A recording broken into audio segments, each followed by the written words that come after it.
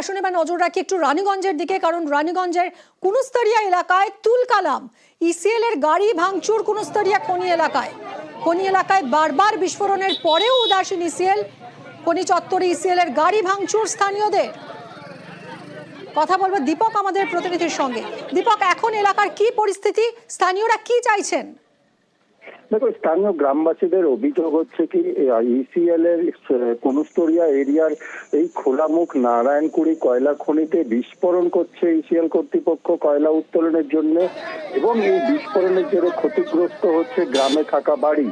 আজও ঠিক একই ঘটনা ঘটেছে, কয়লা খনিতে কয়লা উত্তোলনের জন্য বিস্ফোরণ করা হয় এবং বিস্ফোরণের জেরে যে কয়লা খনিতে বড় বড় পাথর থাকে সেই পাথর গ্রামে ছিটকে পড়ে, একাধিক বাড়ি ক্ষতিগ্রস্ত হয়। গ্রামবাসীদের অভিযোগ কি কয়লা খনি কর্তৃপক্ষকে এর আগেও একাধিকবার বিষয়টি জানানো হয়েছে কি কয়লা খনিতে বিস্ফোরণ বন্ধ করতে হবে, কিন্তু ইসিএল কর্তৃপক্ষ কি করে এরপর সেটাই দেখার। অনেক ধন্যবাদ দীপক।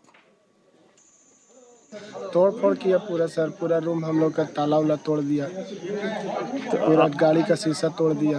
अभी धमकी दे के गया है कि अभी रूम खाली कर दो, नहीं तो फिर आऊँगा, फिर मारूंगा। अभी एक स्टाफ को पकड़ के रखा है। डर से काम छोड़ के जा रहे? हाँ, तो डर से छोड़ना पड़ेगा ना सर।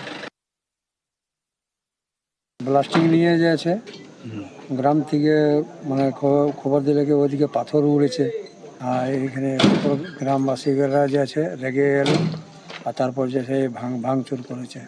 ওই ছেলে অফিসে যে আছে ম্যানেজার অফিস, মাইনিং অফিস, তারপর ডেকো প্রাইভেট কোম্পানি যে আছে ওর যে আছে মেশিনগুলো, মানে গাড়ি, হ্যাঁ